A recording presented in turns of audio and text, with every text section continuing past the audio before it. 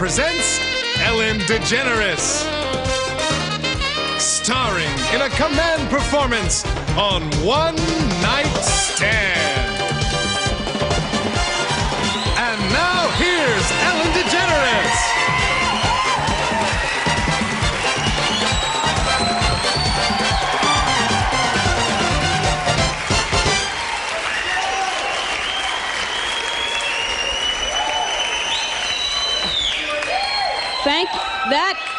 That felt good. Thank you very much. Appreciate that. Good to be back in Miami. This is my favorite place in the land. And, well, it is. I mean, of course, you know, I say that everywhere I go, but I mean it here. Great place. Man, everybody's so friendly, and I'm just hanging out at the beach today, and people coming up to me. This guy came up and said, hey, you know, you're on my towel. You know, it's just really great.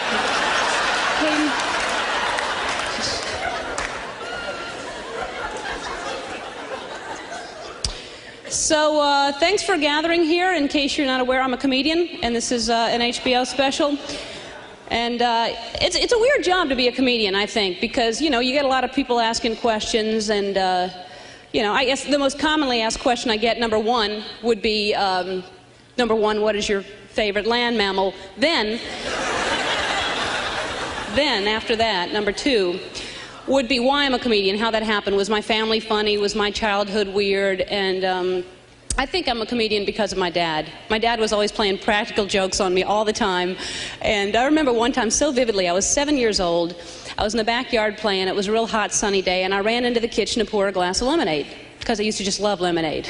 I still drink it. I don't drink it as much as I did when I was a little girl. I drink it all day long. Sometimes I'd drink too much. I'd get a little tummy ache. I'd be laying in bed at night going, Mom, I got a tummy ache. Anyway,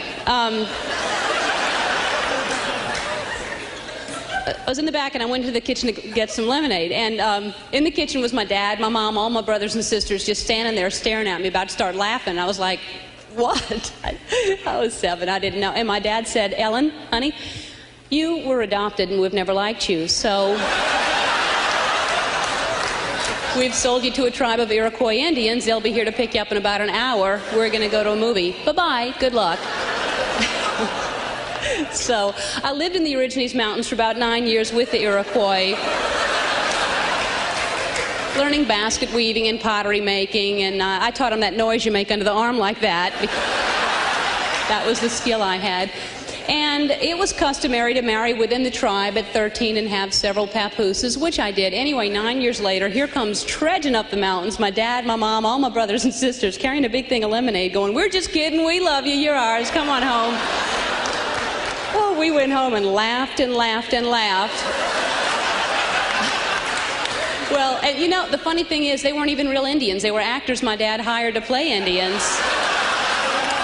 Just to fool me, you know. Because I'll still see him today on an old rerun of a Love Boat or a movie of the week with McLean Stevenson, and I'll go, oh, hey, there's Running Steve, you know. That's not his name, I know that now, but he was always playing jokes. So I remember one time I was coming home from kindergarten. Well, they told me it was kindergarten. I found out later I'd been working in a factory for 2 years.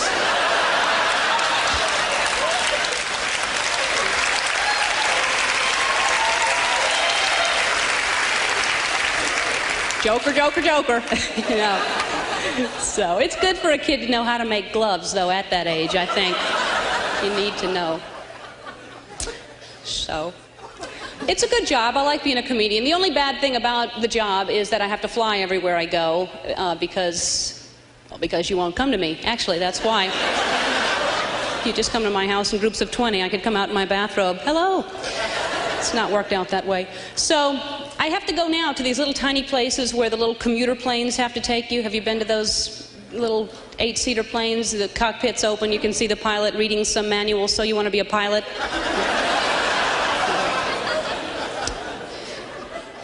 It's just scary. Even the big planes now, you're just so jammed up next to everybody. I mean, I'm flying here the other day. The guy in front of me, his head is like this. I'm behind him. Hi. Sitting right behind. Could you turn that page? I'm done with that now.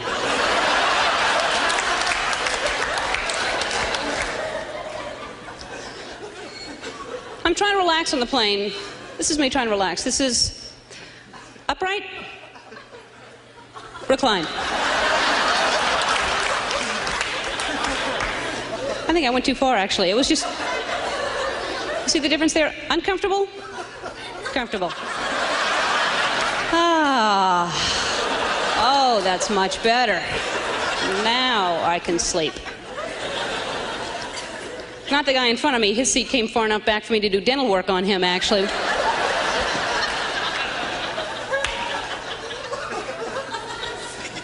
Which was good. He had a nasty molar that needed to come out and put up quite a fight. So that's all I had. I was back like that, and the flight attendant comes up to me towards the end of the flight and says, "You're going to have to put your seat in the upright position for landing."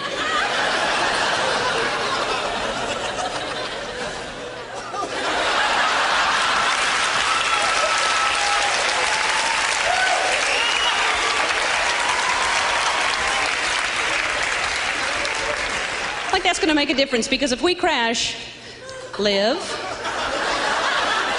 die.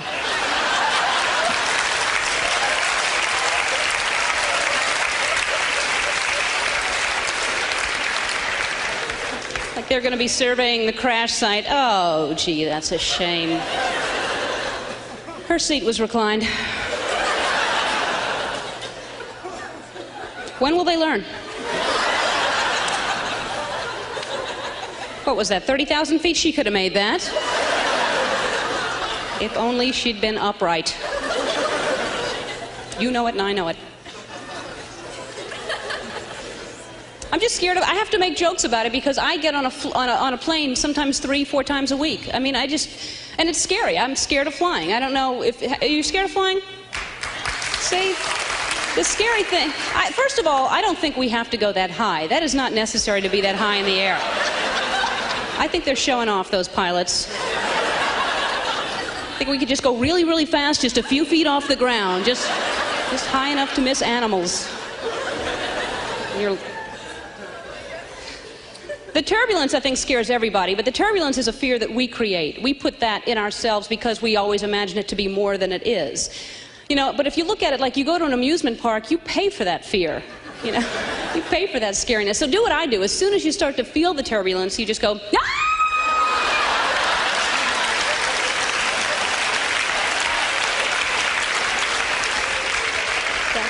I usually end up sitting alone that way, so that's, you can just stretch out.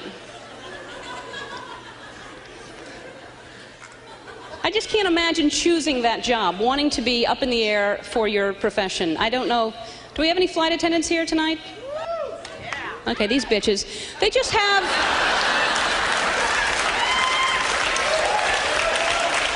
You and I hate them. Unless you know one, they're lovely, but the rest of them are just... They just have this attitude, you know, and they can afford to have the attitude because they have the power, they have the peanuts.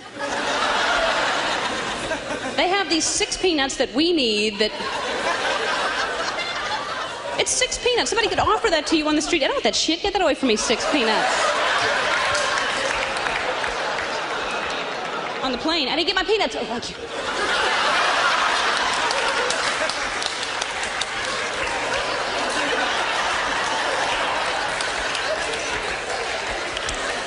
Are you going to eat yours? They're good, aren't they? You can't get these on the ground.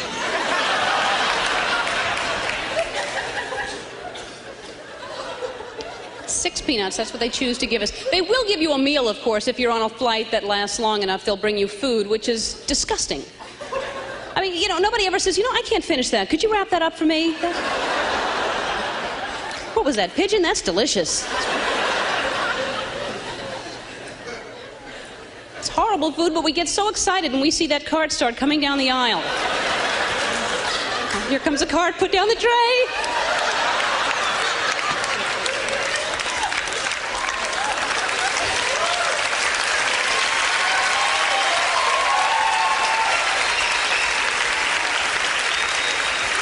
Oh, they're starting on the other side first. Hurry, hurry. They're going to get their bad food first. Put down your tray. It's horrible food. It's the tiniest food I've ever seen in my entire life. I guess they figure everything's relative. You get that high up, you look out the window. Well, it's as big as that house down there. I can't eat all that. Look at the size of that. That's as big as a house. Thinking I can eat all... Split that steak with me.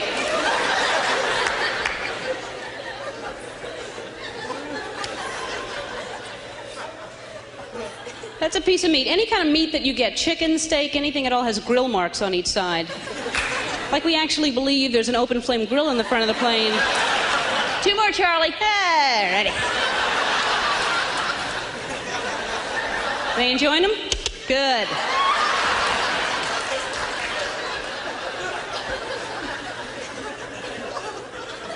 They're very, very tiny. Tiny little spatula. Salads are always 2 pieces of dead lettuce. Salad dressing comes in that astronaut package, so that as soon as you open it, it's on your neighbor's lap. Could I just dip my lettuce? That's all I have. That's a lovely skirt. What is that, silk?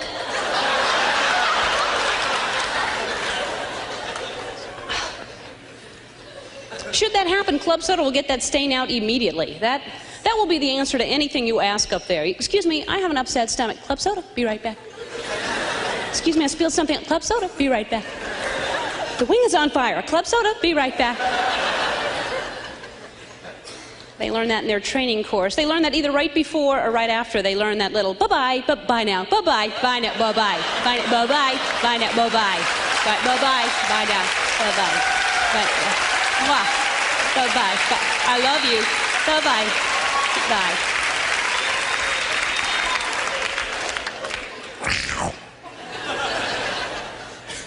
You know they're just going to snap. One day you'll find them walking along the street with a shopping cart. Bye-bye, bye, bye-bye, bye-bye, bye-bye, bye-bye. No more peanuts, bye-bye.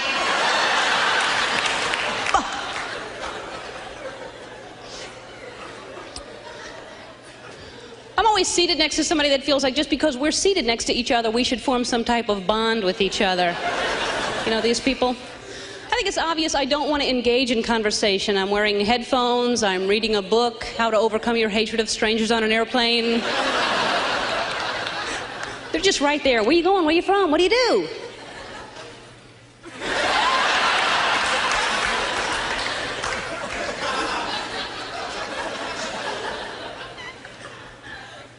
Because the thing is, no matter how friendly they are up there, when the plane is down, the relationship is over. I mean, they could have been chatting with you the entire time. Suddenly the plane's on the ground. Out of my way! Fuck you! Where are my bags?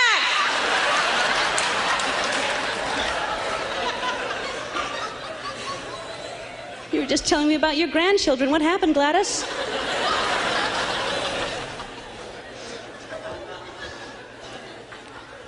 I think the bathrooms are pretty horrible if you have to use the bathroom at all. You go in there constantly lit, return to seat or return to cabin. Why do they think that has to be lit? Like if it wasn't lit, we'd relax in there for a little while. Miss, bring my peanuts in here, please. This is beautiful.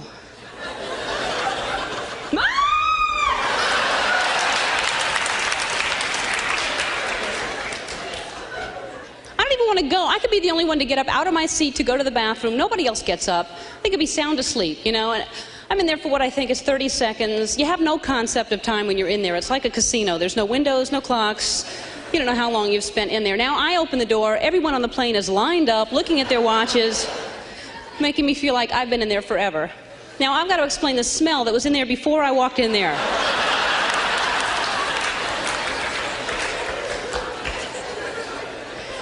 Has that happened? That is so unfair, isn't it? Because you just want to get out. You just want to leave. It wasn't you. You've held your breath, and now you open the door. Oh! Look, there's an odor in there, and I didn't do it.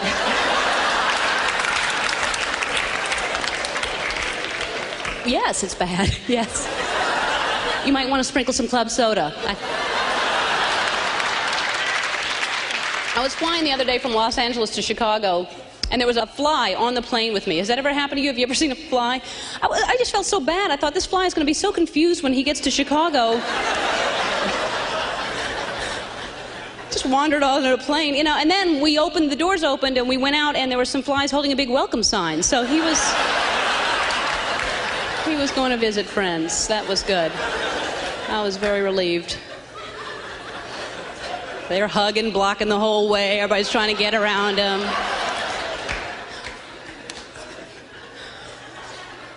I always watch the Discovery Channel, which is a great channel to watch if you can't get Playboy. And I saw a special not too long ago on bees. So you'd think that I wouldn't really be frightened of them. The last time I was here, as a matter of fact, I was walking around this park area near where I was staying.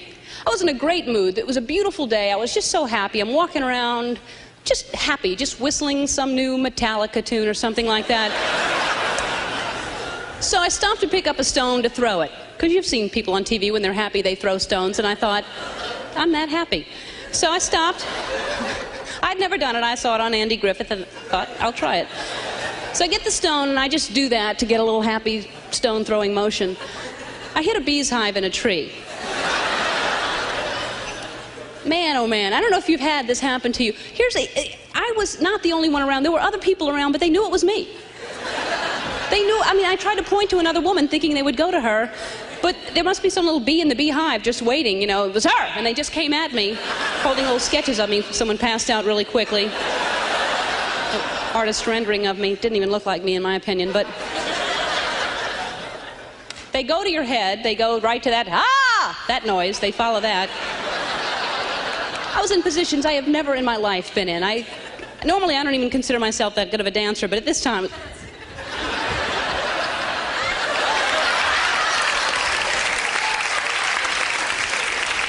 At one point I yelled out, "Can't touch that," or something. I just thought that would help, and the little bees went too legit to quit, and they just came right at me. They didn't care. So now I'm just dancing, trying to get rid of the bees. Suddenly 20 black guys joined me. They were very good. They were behind me. Now we've attracted a group of people that kind of get in a semicircle. Go, Ellen! Go, Ellen! Get stupid! Go! So, then I got into it. Somebody say ho! Say ho! Say ho! Ho! Now somebody, anybody, scream! That's what I did, and then everybody screamed like that, and then the bees scattered, so that was good. That worked out. I made $50. That's not bad, really. Thanks. I had to pay the black guys, so I lost all the money, but they wanted to buy some outfits. So here's the thing, what I learned from that. Because I went back to my room, and there were really people that gathered across the park that saw me, but they didn't see the bees, and I thought these people thought I was retarded. They didn't see the bees. And normally I would be so self-conscious about what they thought I was doing, you know. But when there's danger involved, you don't care what you look like. I mean, because usually when we do something stupid, we will do something else stupid just to cover for that stupid act, and then end up looking even stupider. Like, you know, you could be walking down the street, feeling pretty good, feeling, you know, like you're a pretty cool person, in a good mood, just walking out. It just takes one little pebble. It just sucks the coolness right out of you, you know? And you can't just allow that to happen and go on. I mean, you know, if that happens, we'll try to cover for it. Nobody, you know, will just dance for a second or we act like, I'm just going to run anyway. I was just going to start jogging. Like that helps the people across the way are going, oh, she tripped? No, she's running. I thought she tripped, but she's running. Or we always look back like that, you know, lets everyone know. I wouldn't trip alone. There's something there that caused me to... There's a pebble. If someone should put some orange cones up, everyone is going to fall. Tripping is okay because you can cover for it by the dancing or the running. Slipping is the worst. Slipping, because slipping, you're totally out of control, and then you're fine, you know? There's nothing you can do, unless maybe like every 5 feet you do that again. Whoa! Just all the way home. You have to really commit to it, though, because if people see you stop before you get home, they'll catch on. Because you don't want to look stupid. I mean, you'll do anything to cover for that. Like when you're driving in your car, do you like to sing to the radio or the tape that's on when you're driving? Yes, you do. I've seen you. Now, it's one thing if the windows are down and people can hear the song and hear the music, you know, that's one thing. But you can't possibly feel more stupid than when you're sitting by yourself at a red light, windows are rolled up, you're sitting there alone.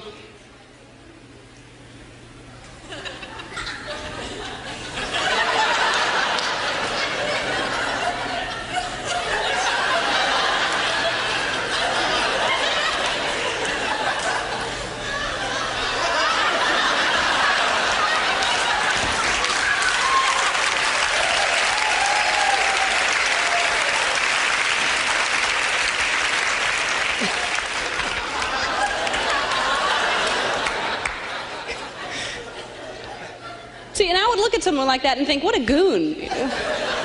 Then I drive off. Because I found that station.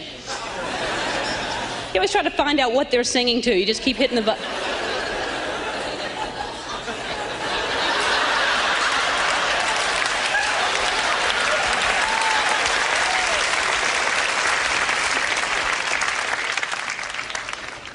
Now I think I like to listen to lyrics. I mean, before, when we were younger, we didn't even question what we were singing. You know, I don't know if we thought that songs should have a storyline or something, but, I mean, Three Dog Night had that song, Jeremiah Was a Bullfrog. Do you remember that song?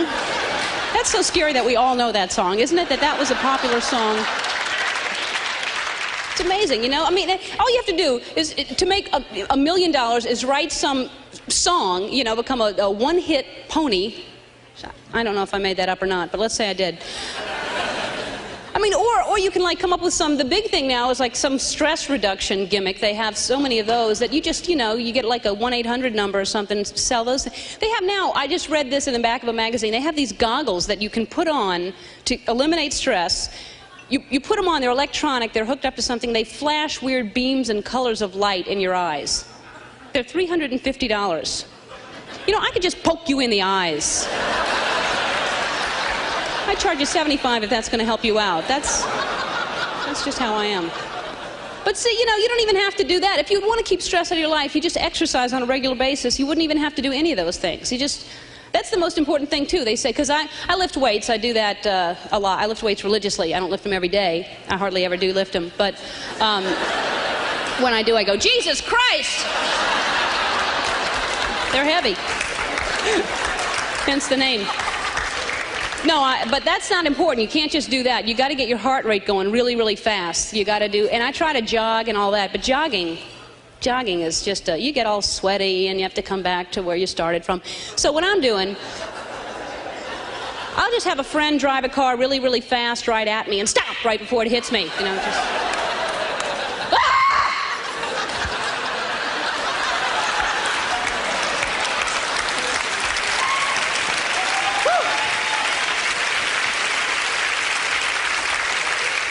I'll see you tomorrow.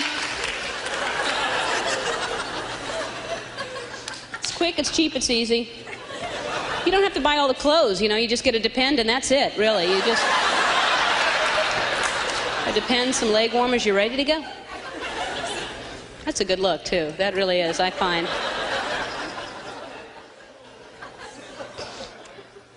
My goal was to make you spit that beer out. I can't believe you were actually almost spitting it out, and then... The weird thing, you know, the weirdest stress thing that I ever did, because I try all the things. There's something in Northern California, they're mud baths. I don't know if anybody has ever done the mud bath thing. Have you done it? Did you like it? It's a weird thing, isn't it? Did you have to get on the goat? And sing the theme to Shaft? I thought that was odd. No, what you do, though, you get in mud, which I know the name should have tipped me off, but I had no idea. I thought they'd smear it on me or show me photographs of mud. I don't know what I was thinking. You submerge in mud, you're naked, which they always want you to be naked to get rid of stress. Have you noticed that? To me, that's more stressful, actually. You know, you're naked around people you don't know who are naked, and you have no pockets. You don't know what to do with your hands. You're just kind of...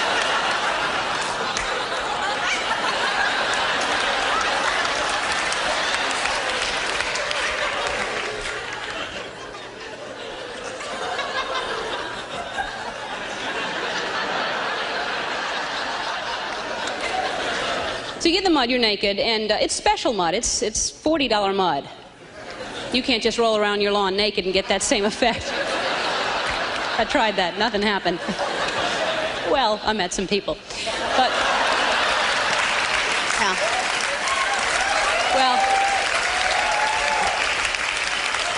very, very nice policeman.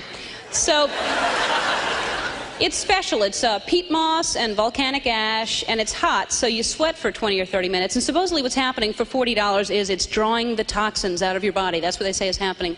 The thing is, you're getting in right after someone else just got out of that same exact mud. So I don't know what you're drawing in from them exactly, but I can play the banjo now. I'm not real good, but banjo lessons are about $45, so you save that $5. Ben.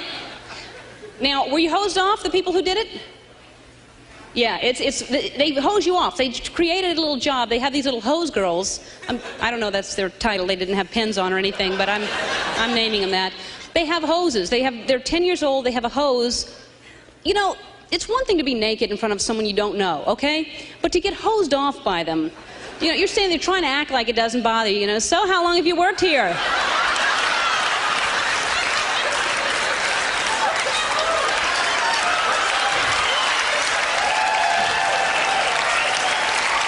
What's your name?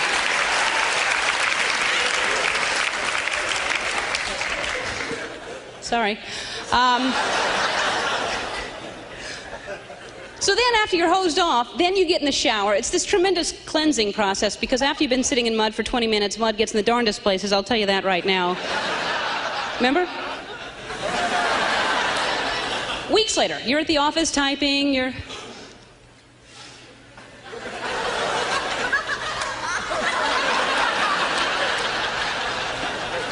Betty, I feel peat moss. Peat moss, just get the hose out. Well, then get me some club soda.